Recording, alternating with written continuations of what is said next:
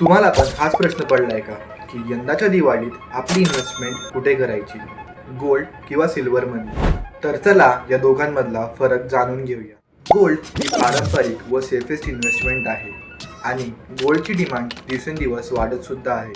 सोनं हे मीडियम आणि लॉंग टर्मसाठी एक चांगली इन्व्हेस्टमेंट अपॉर्च्युनिटी आहे. चांदी ही सध्या खूप पॉप्युलर आहे, पण चांदीची प्राइस सध्या खूप फ्लक्च्युएट होते, म्हणजेच की वर खाली होते.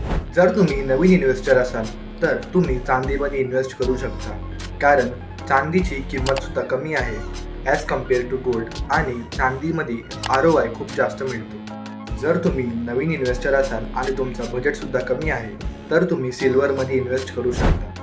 दिवाळीच्या या शुभ मुहूर्तावर तुम्ही तुमच्या गरजेनुसार योग्य निर्णय घ्या आणि इन्व्हेस्टमेंट करा. असंच थोडक्यात व माहितीपूर्वक व्हिडिओसाठी आपल्या चॅनलला फॉलो आणि सबस्क्राईब नक्की करा.